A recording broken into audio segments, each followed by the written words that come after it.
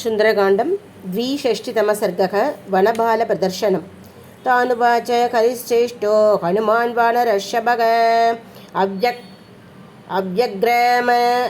अव्यग्रमनसो यूयं मधुसेवत वानराः अहमावारयिष्यामि युष्माकं परिबन्धिनः श्रुत्वा हनुमतो वाक्यं हरीणां ब्रवरो अङ्गतः प्रत्युवाच प्रसन्नात्मा बिबन्धु हरयो मतु अवश्यं कृतकार्यस्य वाक्यं हनुमतो मया अकार्यम् अपि कर्तव्यं किमङ्ग पुनरीदृशम् अङ्गदस्य मुखात् श्रुत्वा वचनं वानरर्षभाः साधु साध्विधि संकृष्टा वानरा प्रत्यभूजयन् भूजयित्वाङ्गतं सर्वे वानरा वानरर्षभं जग्मुर्मधुवनं यत्र नतीवेगा इव धृतं ते प्रविष्टा मधुवनं भाला नाग्रम्य वीर्यतः अधिशर्का च बडवो दृष्ट्वा श्रुत्वा च मैथिलीं बभू सर्वे मधु ततात् अशवद्बलमाततूः उद्बद्ध्य च ततः सर्वे वनबालान् समागतान् धाडयन्ति स्मे सदस शक्तान् मधुवने तथा मधूनीत्र द्रोणमात्राणि बाहुभिः परिगृह्यते भिवन्ति सकिता सर्वे निघ्नन्ति स्म तथा परे केचित् भीत्वा भविद्यन्ति मधूनि मधुपिङ्गलाः मधुचिष्टेन केचिच्च जग्नुर् अन्योन्यमुत्कटाः अपरे वृक्षमूले तु शाखां गृह्य वयवस्थितः अद्यर्थं च मदक्लानाः भरणान्यास्तीर्यशेरते उन्मत्तभूताप्लवका मधुमद्धा च कृष्टवत् क्षिबन्ती च तथान्योन्यं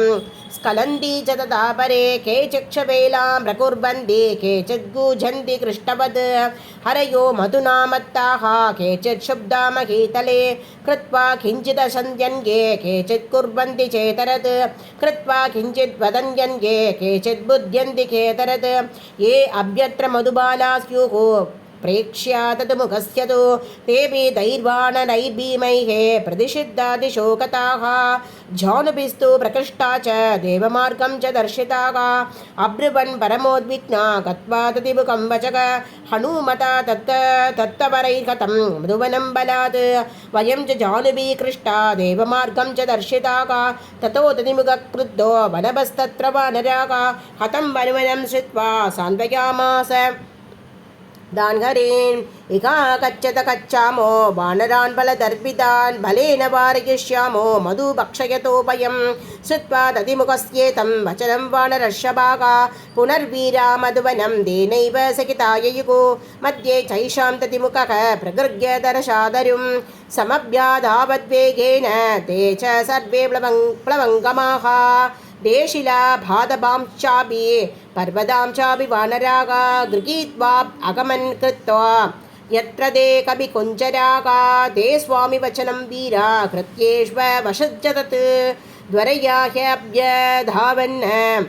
धावन्त शालधालशिलायुताः वृक्षस्तां च तलस्तां च वानरान् बलदर्पितान् अभ्यग्रांस्ततो